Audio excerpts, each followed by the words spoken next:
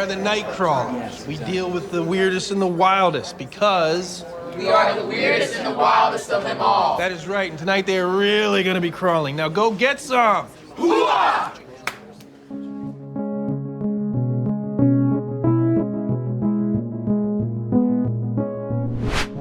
Welcome to the Pitt podcast, the official companion to the Pitt on HBO Max. I'm Hunter Harris. And I'm Dr. Alok Patel. It's 9 p.m. The shift is finally over. Season 2 is over. Kind of sad. We've got a lot to talk about regarding episode 15. We're going to be joined by Sepideh Moafi, the newest attending, and the two executive producers, John Wells and R. Scott Gemmell, to hear their thoughts about this season and what's up next for our crew at PTMC. The real reason was Robbie pushing Langdon to get out of his comfort zone and, realize that he is a good doctor and he can get back in the saddle.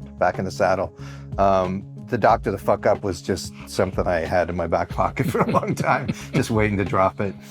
Today's shift starts now. What are your big takeaways, your favorite moments from this episode? Oh my gosh. I think that the delivery, the baby, that was like one of the toughest cases this season. And I got actually emotional watching it. Listen, from the medical standpoint, I think that was the most impactful, powerful medical procedure in the entire season.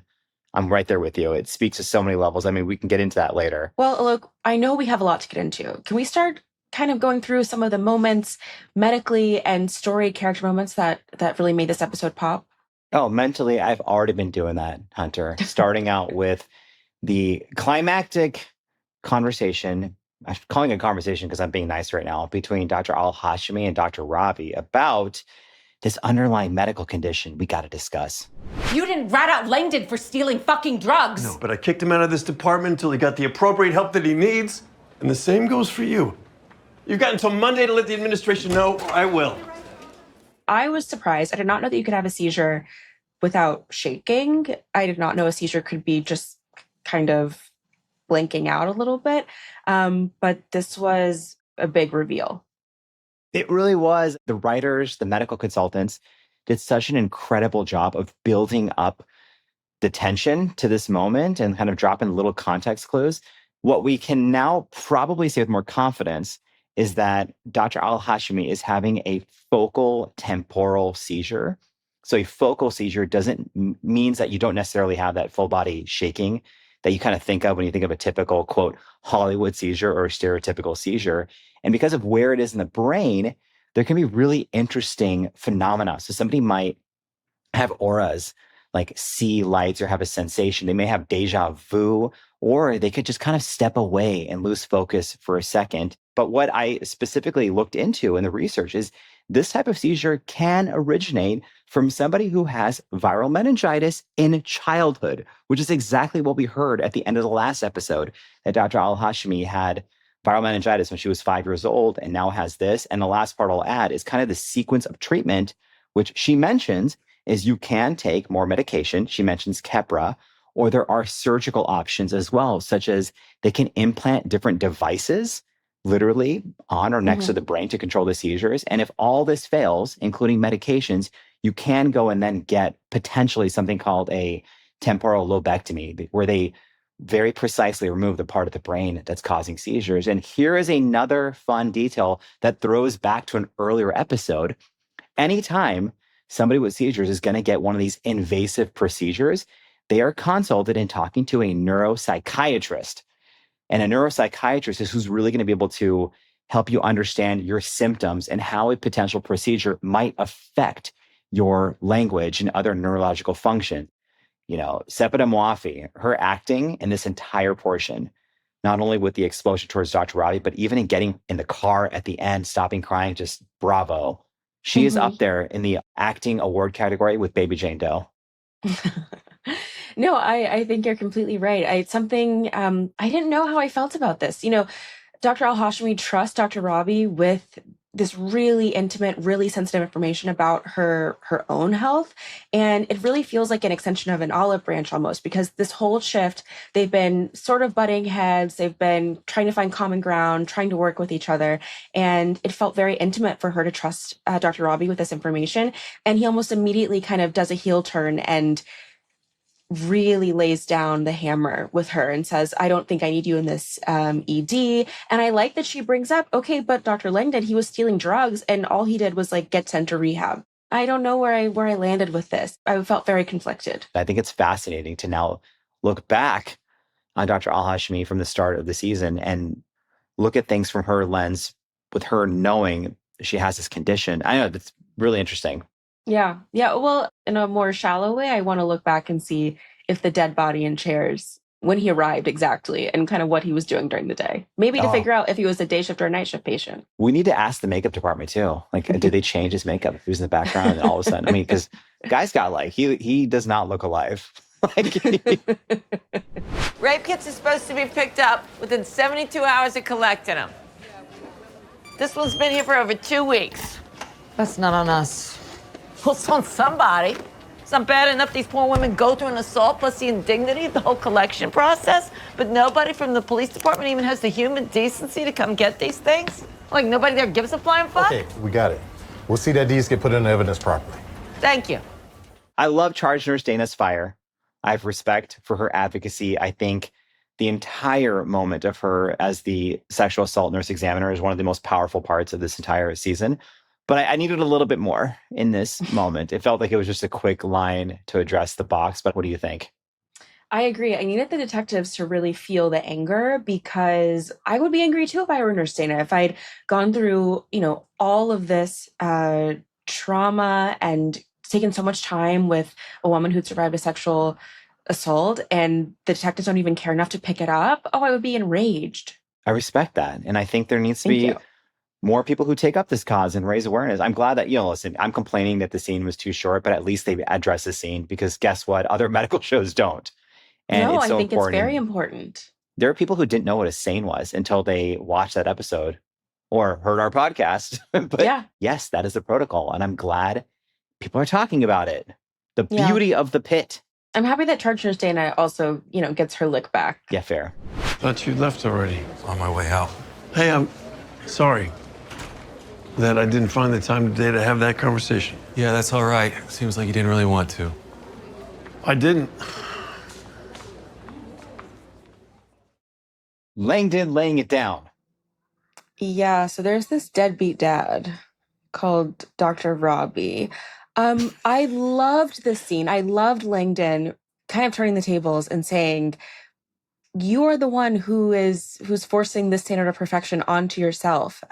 Because this is also kind of what Dr. Robbie comes back to when he's talking to Dr. Abbott, where he says, it's hard, holding myself to being a standard of perfection, being a role model, all of this stuff. And I like how Langdon really makes him see that this is not perfection that you're showing us. You're not being a very good role model when you're putting yourself at risk and putting your own mental health at risk in every moment. And that he saw a lot of people in rehab that were, behaving just like Dr. Robbie was. That was a big moment. Yeah, like some vulnerability from Langdon too, an acknowledgement of the time he's putting in and how he's, made up or trying to make up for what happened. And, Dr. Robbie's still writing him.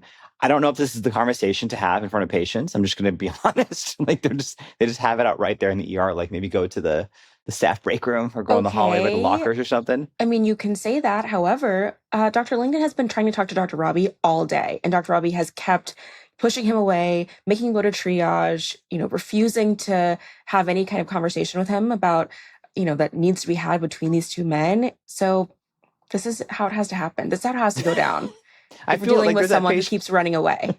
There's that patient in the background who's like getting assessed and he just has to listen to the attending and the chief resident just talk about like gossip. who needs to go. I would want to listen too.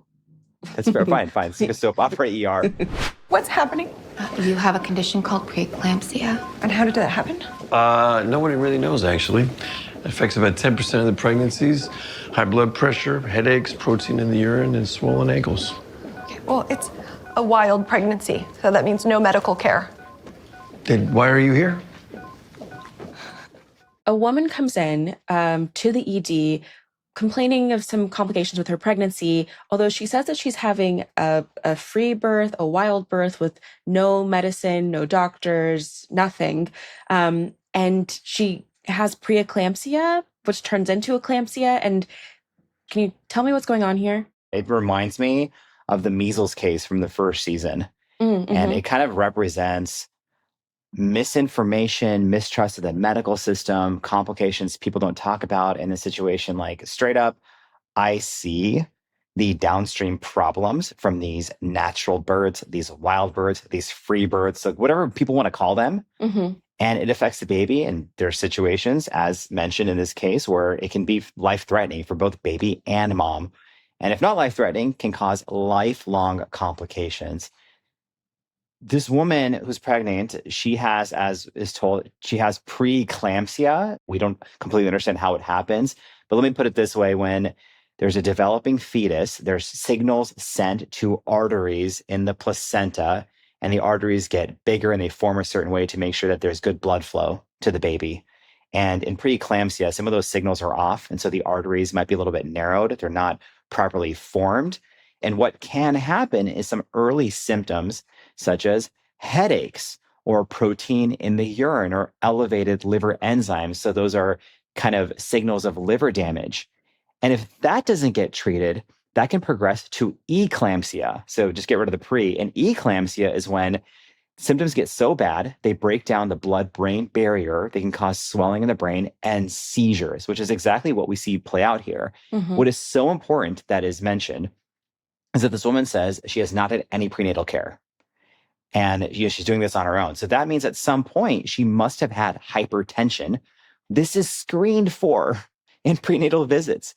Doctors, healthcare professionals catch preeclampsia and they do their best to manage it symptomatically and keep everybody safe. She goes in the ER and Dr. Robbie's line when she's like, I don't want a medical care. And he's like, then why are you here? Yeah. That is a question. That is a thought that every single doctor has. When somebody comes to the emergency department and says, I don't trust doctors, I don't trust medicine, I don't want anyone's help. I'm glad you're here because I'm going to do everything I can to keep you safe. In this case, to save your baby's life. But like, oh, the breakdown in care. And like my last rant, and I will stop, is this whole concept of natural is safe, natural is better. It's not. Now, if you want to have some of the home birth experience or you prefer different situations, like there are ways to do it and make it a little bit safer, such as having a medical team, having a midwife, which is why Dr. Abbott asks about that. But anyway, I will stop. No, well, I just wanted to kind of double click on one thing. And it's when Dr. Cruz is trying to do the ultrasound and the woman says, oh, no, ultrasounds aren't safe for the baby. And I love the way Dr. Abbott says, not true. That was perfect. That was perfectly timed. Every healthcare professional who works with babies, who works with pregnant individuals, all my OB colleagues, all my NICU, PICU, ER, all of you, many people have had an experience with a home, wild, free water type of birth gone awry. Mm-hmm. And it's traumatic for everyone. You got off to kind of a rough start, didn't you, little one? Yeah, you did. Well, that makes two of us. I got abandoned too. Hunter, your winner for Best Supporting Actor has a pivotal scene with Dr. Robbie.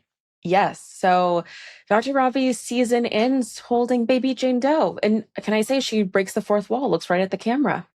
Just diva. She knows her power. What can I say? No, I love this moment for Robbie.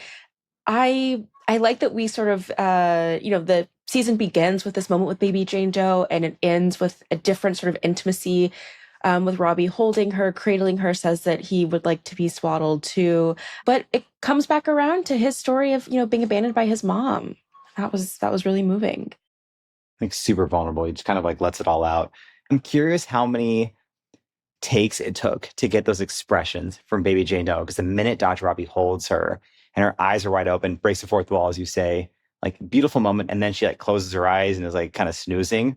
I'm like, all right, this is phenomenal. Yes, it was very precious. But I think after a day for Dr. Robbie that he has gone through every emotion, he's been, angry, frustrated, felt alone, felt, suicidal ideation, but that he can end on with some hope, something that he didn't have even a couple hours ago. The way that he tells baby Jane Doe, you have so many people to love and so many people who are going to love you.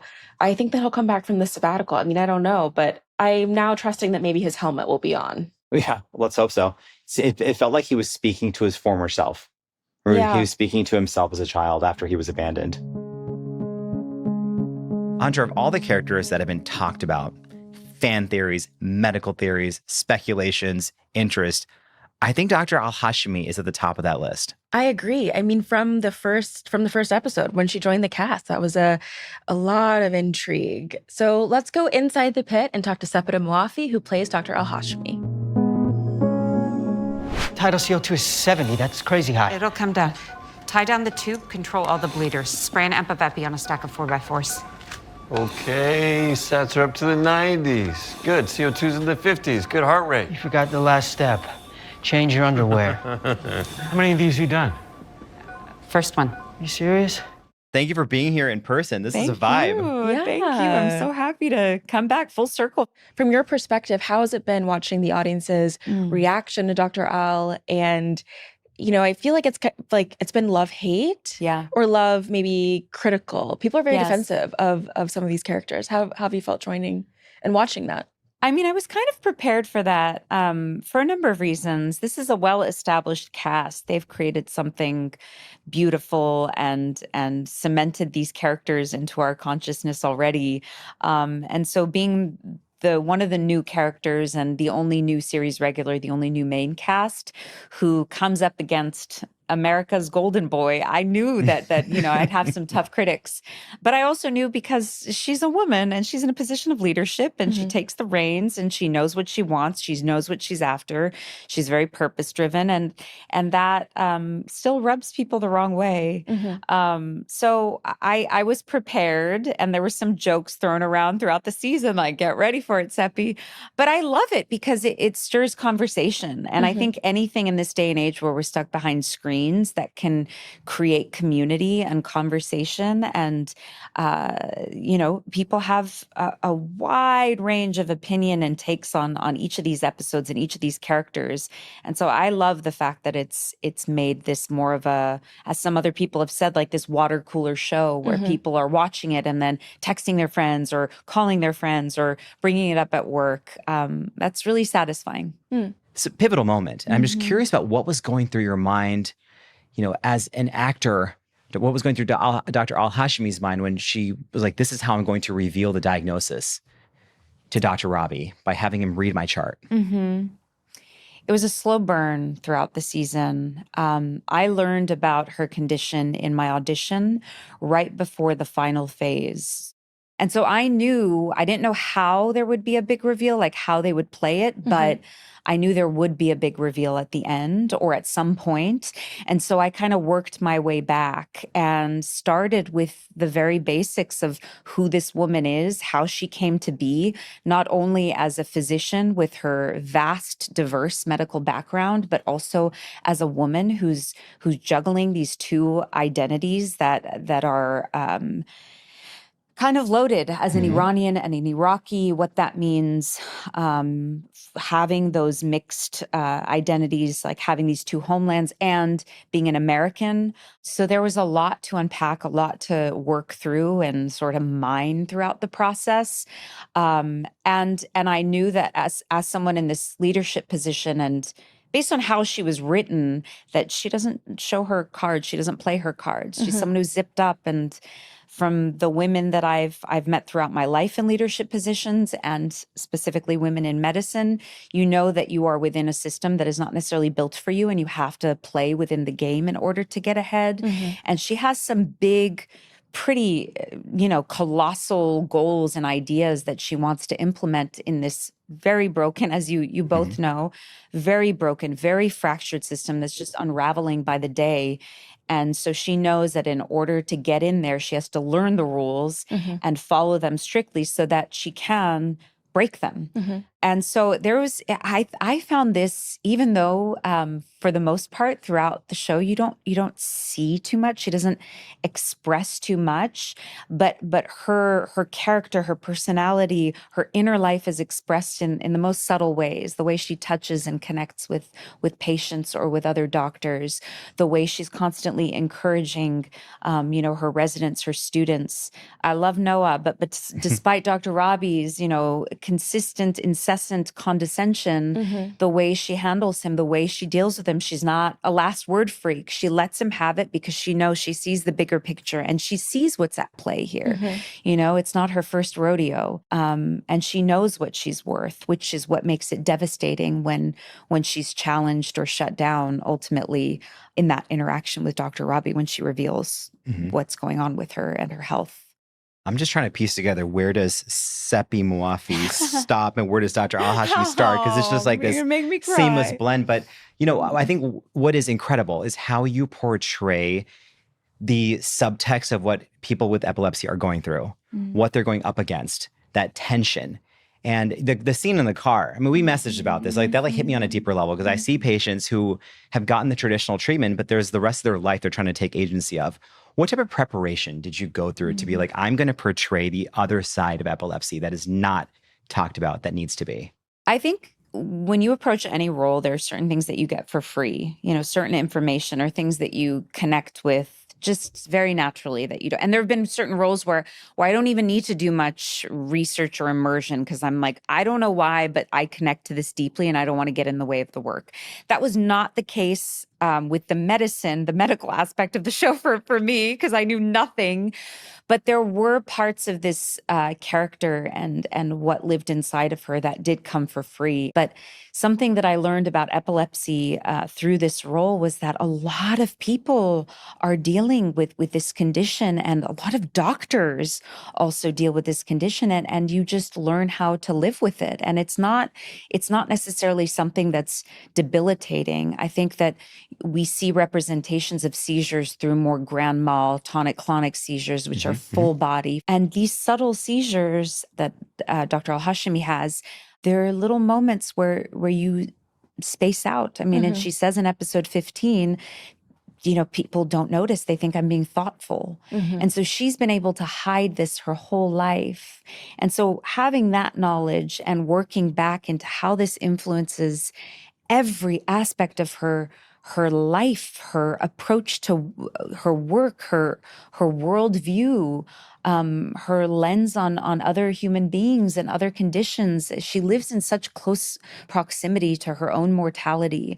And that drives up this urgency of how do I show up every day? And in the beginning, some people were like, oh, it's a bit much. She's in people's faces. But that's because she has this feeling that there's no time to waste. Think about it. Experiences that we had when we were 3 years old or 5 years old or 10 years old, like little things we're still carrying in us, like the way that we were bullied or the way that we were spoken to, and having this at age 5, how people, and I have a whole, host of experiences that I've built out for myself, but how her father related to her after this, how she shattered her mother's heart, seeing her mother in pain because of her, and how she wanted to right her wrongs. And part of the reason why she's so high achieving is because she wants to prove that it was worth it, that I will not only deliver a legacy that you are proud of, Mom, but I will carry your legacy as well. So, I mean, there's so many, I'm kind of all over the place with this because there's so much that went into this, the specificity of her own backstory, but then with that specificity comes a universality of experience for not only people who are holding this condition, living with this condition, but also people who have had to hide any parts of themselves and their identities in order to feel like they needed to they felt like they needed to hide in order to get ahead or in order to thrive, in their work or in their personal lives. But the logistical part of it was I just talked to a lot of doctors. I talked to an epileptologist. I watched footage of people. I had access to children having these seizures, so I watched as many different takes of different people with this condition and seizing. And I read a lot of interviews with people who have lived with this condition their whole life. And something that moved me deeply was that it's not having control or authorship over your experience, not like being fully present and then going away for however long, 15 seconds, 30 seconds, 2 minutes.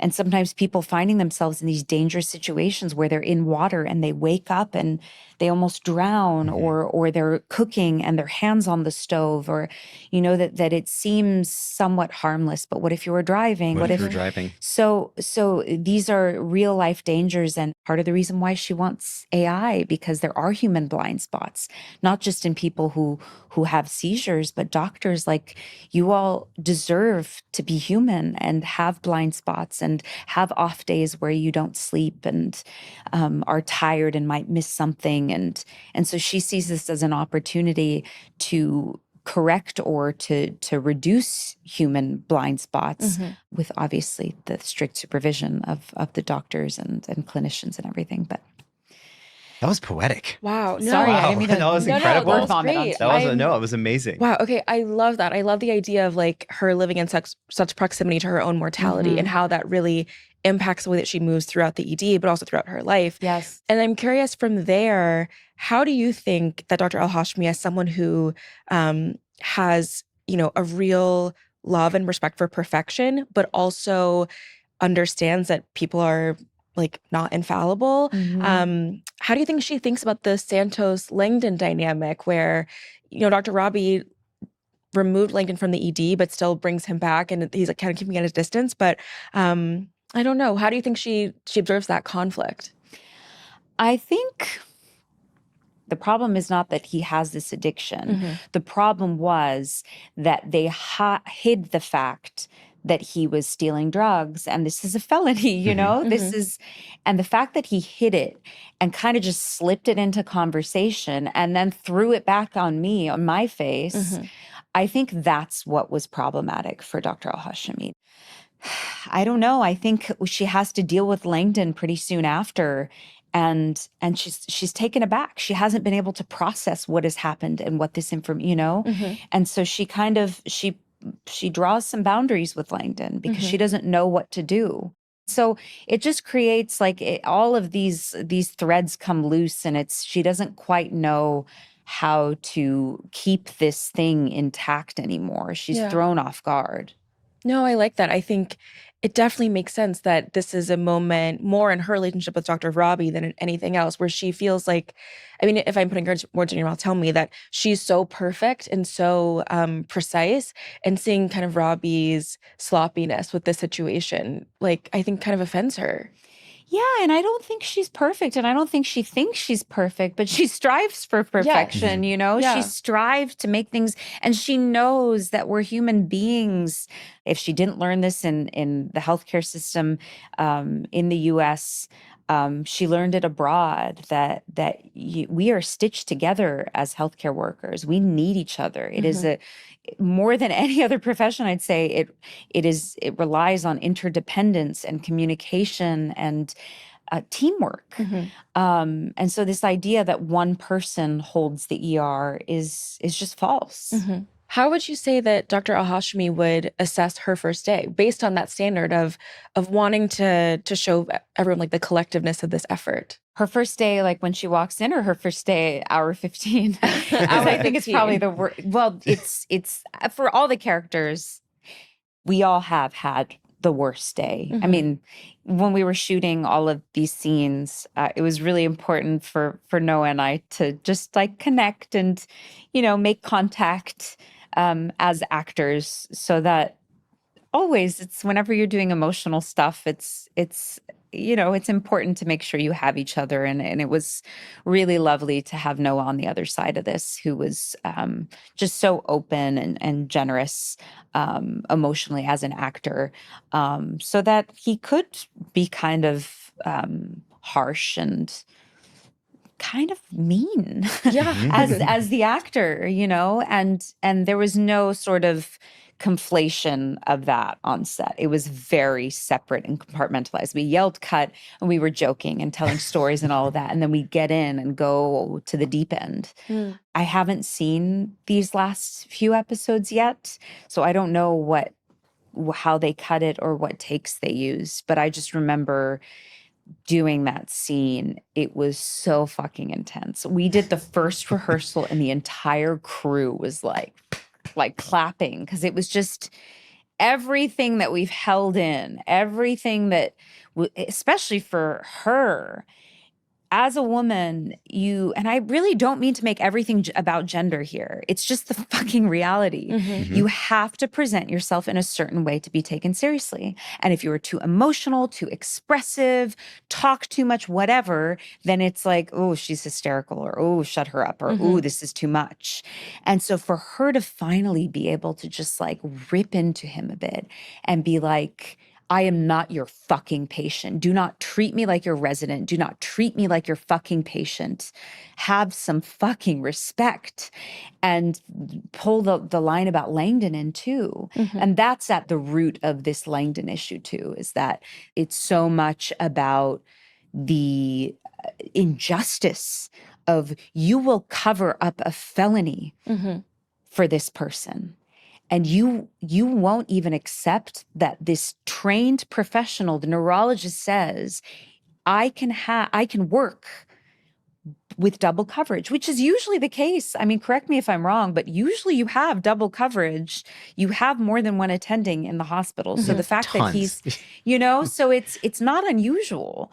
And so for her to say that and for him to be like, nope, you can't do it. I'm going to expose you. I'm going to tell everyone, is like, what is happening? This is everything that I fought against my entire life. And the fact that I can just be reduced to that, like, you are sick and you can't work after everything that I've done, after everything that I've shown, after everything that I've proven all the ways that I've proven myself. Just in the shift too. One shift. Just in the One shift. is devastating. Yeah. But I mean, the reason why I get emotional is because of her struggle, but because how it represents so many people's struggles. Wow. Oh my gosh. No, this has Might be been phenomenal. One of the more powerful interviews we've heard. We cannot thank you enough. No, thank you. We so appreciate you. Thank you. I'm happy that we had Septa on, because no one, I think, has been more controversial this season, other than Dr. Robbie, obviously, than Dr. Al-Hashimi. She got a lot of heat at the top of the season, even, from us, a little bit, the charting with Santos. A little bit of that. But Sprinkle. Yeah, a sprinkle, a tough love. But I'm really happy that we got to hear from her to close out the season. She represents something very important with women in medicine, but she was also pivotal in raising awareness about so many topics that the Pitt has managed to do in just 15 episodes. And one thing I'm really curious about is, obviously the show was designed in a way to reflect the nature of what's happening in healthcare, but the show has created such a buzz. And I'm so curious to hear from the two executive producers, John Wells and R. Scott Gemmell, about their thoughts heading into this season and now what their thoughts are now after seeing the reaction. So let's go outside the Pit and talk to the two EPs. Let's do it. Thank you for being here. Well, thanks for having us. Thank you. Full circle moment. A few months ago, we were talking to both of you before this show premiered, and the season opens with Dr. Robbie driving the motorcycle without a helmet. And then the season ends in this very heartfelt moment of Dr. Robbie holding the abandoned and precious actor of the year, Baby Jane Doe. A lot of symbolism here. Why is this how you chose to end the season in this moment? I think it was, showing Robbie's sort of journey and his own sort of confusion about what he's going to do, and the idea was, it was a crazy idea, but to have that baby for the whole season and, not ever find out what happens to it, because that's sometimes what happens in the ER, and the ER docs don't always have closure to the cases they have. And I think it's sort of symbolic of what Robbie's going through. He doesn't have the closure that he's seeking. His whole sabbatical is about that. And it just seemed like appropriate way to end without knowing what's going to happen to either one of those two individuals. We should probably also say that's the actors of the year, because there were 12 separate infants. True. Because we don't shoot it in one day, so they kept getting bigger on us. So the ones from the first episode were too big. Yes. For the middle episodes, the one from the middle episodes were too big for the last episodes. And each time we did it, we had 4 different infants, 2 sets of twins that we traded off. We have very limited time on the set with the babies that are that small. So. That's great trivia. So when the Emmy is given out, there's going to be 12 babies on stage. I love it. Yes. And they'd all be smoking cigars now. By now, yeah. Knocking back beers. They're all like 2 years old. But, I love it. Yeah. A new sort of SAG ensemble, you can say. Can you, in this finale, you really lean into the ambiguity. We don't know if Robbie's going to go on the sabbatical. We don't know the status of Dr. Al-Hashimi's health. Can you tell us how you think about leaning into this ambiguity over, providing neat and tidy conclusions for every single character in every single case? Yeah, I think that's just the reality of life, and we try and, be as truthful as we can in what we put out there. And I think you don't always get the answers you're looking for, the closure you want. And I think for some of our characters, that's part of their struggle, is we don't wrap everything up in a nice bow at the end of the shift. And I think that's, it's just part of being truthful in the storytelling. I also think it's part of the reality of what you can do during the course of storytelling for one day. That's true. With these characters. So, people don't come to full resolutions about the issues in their lives over a 12 or 15-hour day. Right. And so being truthful to the narrative. Yeah, that's true. Yeah. I have a question about, sort of thematically, leadership has come up a lot this season with Dr. Robbie literally handing over the keys to the ED to Dr. Al-Hashimi, but also how to be a leader and how much pressure that puts on Robbie and as he comes to learn this season. Can you sort of tell us what truths or what you wanted the audience to think about, or maybe how to challenge them in thinking about leadership and mentorship? Boy, that's a tough one. I think I don't think of it in terms of that specifically. It was really about Robbie's journey, but I'm sure that's part of it, in terms of his, part of his angst was leaving the ER in someone else's hands, and some of that's legitimate and some of it's ego, that he considers it his ER, and even Al-Hashimi sort of takes him to task on that at one point, because he keeps saying, my ER, my this, my that. But I think he takes so much ownership in the hospital and specifically his emergency department that, he's reluctant to leave. And part of that, I think, is his own insecurity. I think Robbie has gotten to a point where his whole life is wrapped around the emergency department. And outside of that, I think he has a sort of a crisis of consciousness in terms of who he really is. He sees himself as a doctor, and I think a lot of his personal life has suffered because of it. And part of season 3 will be about seeing him trying to re-engage with that aspect of his life. Yeah, I think we also live in an era when whatever your political persuasions were suspicious of leadership. And I think that part of what the show is doing well is simply showing simple integrity in leadership and competency in leadership over science. And we have real questions about competency in science and everything that happened to everyone throughout COVID. And so the show being able to kind of just say, here are competent people who have training and who are experts at what they do, and they're not infallible, but they're trying to show that they care, is an important sort of thing to put out into the world. Were there any episodes or moments where you both were curious to see how the audience would react, what the reception would be, what the debate would be?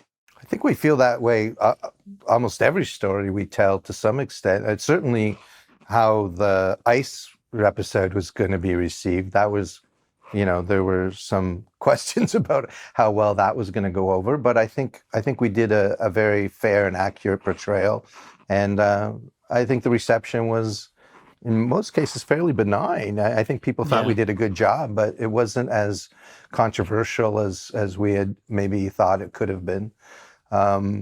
Part of that's because we shot it before what happened in Minneapolis. So yes, in contrast to what happened, a few weeks after we actually shot it, it seemed fairly mild.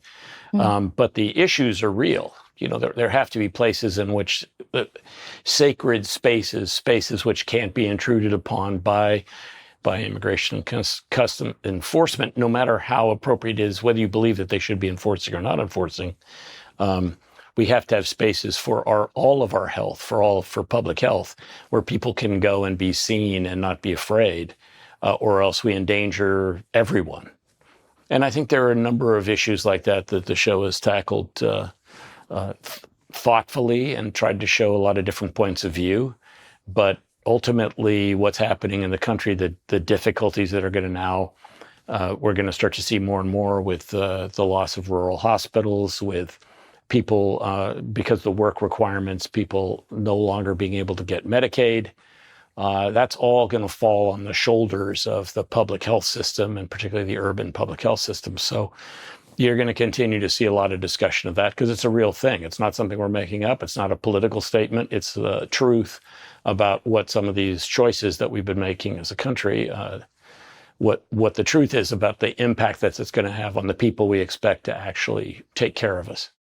There's a bittersweet insight to the show. There are people who didn't know what a SANE was and didn't know how sexual assault survivors are treated in ER. So the show's done a lot to amplify this conversation. And it's been amazing, I can say, to see all the articles that have come out about these topics. Show's almost predictive of what the national conversation is going to be. And that is a nod to the writers and the people who are putting in the time.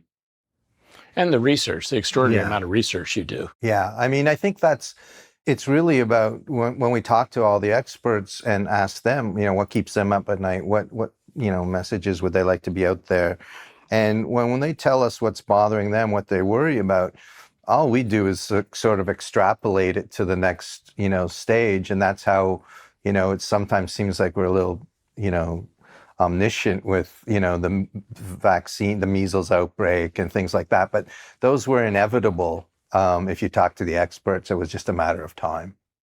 I do have to ask about, secretly one of my favorite moments, Dr. the Fuck Up from Robbie to Langdon. Can you tell us about that little moment? He is progressing, Dr. Langdon. What is your plan? Fuck neuro. This is right here, right now. This guy's gonna be a living head if we do nothing. I could paralyze him. Doctor the fuck up. Yeah, that was supposed to be in the first season and never got around to it. I just wanted to say that to somebody because I thought it sounded cool. And we really wanted, part of Langdon coming back after rehab was, having some ring rust on him and not sure if he's ready to be back, and really seeing him sort of lose his confidence and flounder a little bit, and then having Robbie really push him almost to the point of being inappropriate. I think at the time you're wondering if Robbie's being an asshole to him, and he sort of is, but he's also, I think he thinks and he knows that Langdon can pull this off. And if he doesn't push him to get past this fear, he's never going to, it's going to be months or he may never get back there. So the real reason was Robbie pushing Langdon to get out of his comfort zone and, realize that he is a good doctor and he can get back in the saddle. The Doctor the Fuck Up was just something I had in my back pocket for a long time, just waiting to drop it. What a line to have in your back pocket. I love it. Exactly. One of my favorite things was in the pre-eclampsia that turned into eclampsia story.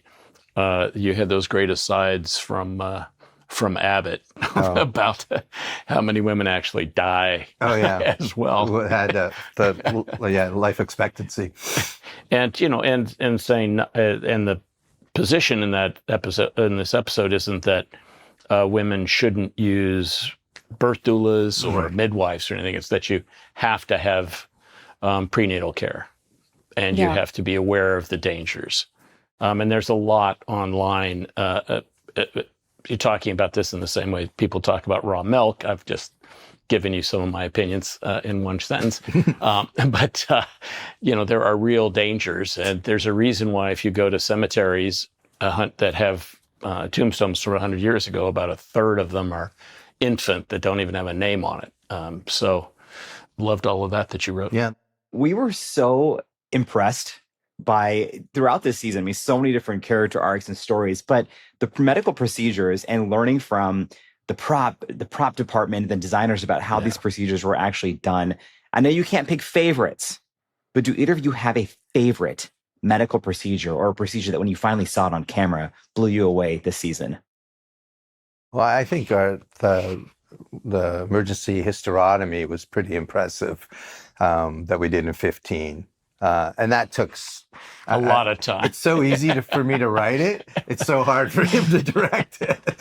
So I feel a little badly because that took a long time, but it was, I mean, how many people? I mean, it takes dozens of people to pull that off, and to the craftsmanship. And, we have great doctors, Dr. Joe and Dr. Mel, and we're helping us, and our doctors who are on the set who make it, look so realistic. But there were problems with where we'd put the goop on the silicone baby, and then when we put him in the amniotic sac, then all the amniotic fluid would wash all the gunk off. So then we had to, they had to figure out a way to put gunk on the baby and keep it on the baby, within the sac. And it's all these things you never think of. We had 4 uteruses, and so we could only cut them so many times, and sometimes they weren't cutting. We couldn't actually get through the uterus.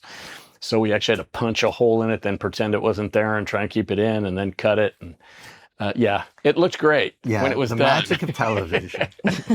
But it took about 3 days to do. So. Oh, incredible. This is my last question. I want to know, what can you tell us about season 3, if anything, or where are you in the prep stages? We're just sort of in the beginning, all the writers, we just let them go for the day. It's going to be about, Robbie returning, what has transpired in the time he was away, what's his journey moving forward. And we have a lot of things planned for everybody, but we're still in the sort of initial stages of figuring things out, but it's going to be a good year. We got some really fun stuff planned. The process right now is this part of the season is where we do talk to all the experts about, in every kind of aspect of medicine that we're interested in portraying, and new stories, and life goes on in the Pittsburgh Medical Center. This medical professional feels seen, and I've never been more motivated to doctor the fuck up. So thank you both. Thank you, guys. Well, I appreciate that. Thank you. Incredible. Take Thank care. you, and congratulations. I hope there's a See little you bit of a next year. moment See you next to raise a season, yeah. martini and chill for a bit before everything gets I wild like that again. idea. Amazing hearing from John Wells and R. Scott Gemmell, but we have some end of season reflections too. Hunter Harris, culture critic extraordinaire. Okay. So I'm curious if we just have a couple moments here to talk about some little highlights from the season. The first question, are there moments or details from this season that now when you look back on them feel more important than when you first saw them?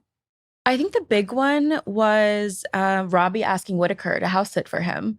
Because in the moment I was, thinking about what he said, like that kind of throwaway line about Abbott doing naked yoga. That was funny. But I feel like, if you're a very attuned watcher, that was maybe the first instinct, the first, suggestion that maybe Robbie isn't planning to come back from this motorcycle trip. Oh, that was a good one. My 3 quick ones. Okay. I think the generative AI was so much more than a tech conversation and tapped into this humanity in medicine and humans' role. An obvious answer, I feel like, is Dr. Robbie with no helmet. I didn't realize that was going to be such a pivotal foreshadowing heading to episode 15. But then also, baby Jane Doe. Not only does she get she gets the scene with Dr. Al-Hashimi's first seizure, she gets Santos in there singing the lullaby.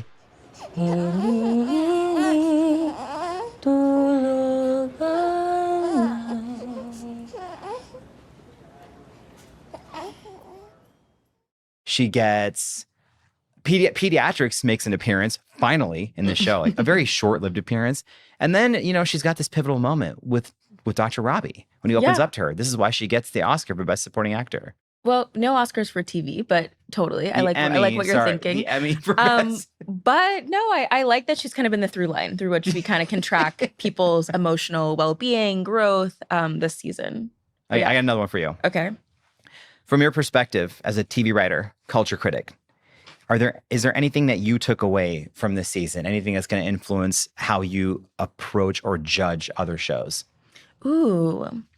I like that The Pitt is not a show that there aren't really like alliances or allegiances. Like they really keep you guessing about every person. And I like the idea that, Dr. Santos can be like one way one episode and then can kind of redeem herself, that Mel can be, really freaking out over Becca having sex. But then again, you see like the inner loneliness that she's maybe covering up. It's like I think that's like how real people are. People are good and bad at the same time and make mistakes and are fallible. And I think The Pitt does a really good job of showing that kind of nuance. Okay, question for you, Uno Reverse. Uno Reverse. Is there something that you've seen on The Pitt or in thinking about this season that might change how you practice medicine, how you approach patients, or even in your healthcare advocacy work? Oh, good question. I don't even want to say might change. I will say has changed. Oh. Healthcare advocacy work, in my practice as a physician, everyone in The Pitt is so real with their patients and they speak to them like they're their friends. They open up to them. They share normal stories like that. Just reminded me, just be a human. Like we're not talking down to people. We're all racing the same race. Favorite procedure? Oh, has to be the slash trach or the, oh my gosh, what is the thing with Langdon and the neck? Oh, the cervical spine reduction. Yes, the cervical, yes, yeah. Blind, closed. What is the closed phrase for it? reduction. Yes, Yeah. that was incredible. I feel like mine is cliche because it's the season opener with the open thoracotomy and the hilar flip. But you see it and you're like, this is amazing. This is a great setup. And then as we did the podcast, I started to appreciate that scene more. Not only does every character have some type of small role in that scene, you get a little bit of, character development. Like there's so much detail to that scene. I'm like, that was like television medical perfection. Okay, last question. What do you want to happen next season? Who do you want to see? What do you want to see? I'm excited to see, from season 1 to season 2, everyone basically went up 1 year in training. I'm excited to see what fellowship people choose, what residency, what's going to happen with Javadi. Where's Ogilvy going? Where's Joy going? Are they still going to be sticking around? Is Dr. Robbie coming back? Like there's these questions. I'm also excited to see how the Pitt continues to elevate conversations in healthcare. I'd like to see more conversations about women in medicine, but I don't know what shenanigans they're going to bring up this time. I wasn't expecting a water slide accident or a cyber attack. Yeah, no one was. I think that I really like the sort of non-medical characters on the Pitt, like the security guards, they are in medicine, but the ambulance drivers, all of those characters, I think, really build out the world of the show, environmental services, in a way that I think is really shows how, as Sepida was saying, it's like a community effort. Medicine is something that we're all doing together. It's not just one person's ED. I think what you just said is actually, there's no right or wrong answers, but I think that's the right answer. Like that's actually what the answer should be, is the show's done such a great job of highlighting characters. And I totally commend you and agree with you there, because I would love to see more of the pharmacists, I was going to say respiratory the pharmacists. therapists. Peds, you had like 2 minutes in the show. Like, show up, go see Baby Jane Doe. Okay, well, I also want to see more of Javadi coming into her own and thinking about mental health, especially because there need to be multiple interventions in that ED, and I think she's the woman who can change it. She's the one who starts the program. Hunter, when I first told people about the podcast, everyone just kind of said, oh, it's going to be like a medical podcast where you explain things, but it has been a sincere joy with you. Thank you for keeping me in check. Tell me when I'm boring. Tell me when I actually sounded like a real doctor, but also for adding so many layers about the culture, the complexity, and the characters to this show. Oh, well, thank you. Look, I've had the most wonderful time getting to know you. You are my favorite doctor, beyond Dr. Murphy, my pediatrician, who I still adore, and my dermatologist, but don't tell her because I need to see her next week. I'll take third place in that list all day long. Thank you for being effortlessly cool also. Well, thank you for really being patient, because I don't know anything about medicine, and I am so thrilled that you are such a patient and kind teacher. Fist bump. That's it for today's episode of the Pitt Podcast. That's it for the entire season. I can't believe it's already over, but this has been a passion project. It's been amazing. We've loved hearing from all of you, not only about the Pitt, the podcast, but about healthcare in general. This community is awesome. We hope we'll get the chance to do it again next season. You can watch us on HBO Max or listen wherever you get your podcasts. The Pitt Podcast is a production of HBO Max in collaboration with PRX. The executive producer of PRX is Jocelyn Gonzalez. Our managing producer is Courtney Florentine. Our editor is Lucy Perkins. Our production managers are Edwin Ochoa and Tony Carlson. Our video producer and editor is Anthony Q. Artis, with assistant editor Damon Durrell Hinson. This show is engineered by Tommy Bazarian. Special thanks to Joe Carlino. The executive producer of HBO Podcasts is Michael Gluckstadt. The senior producer is Allison Cohen-Sirokach, and the associate producer is Aaron Kelly. Technical director is Insung Huang. Special thanks to Podstream Studios, Kristen Martini, HBO Max, Concept and Design Studio, Emily Servo DiDio, and Ian Fox. I'm Alok Patel. And I'm Hunter Harris.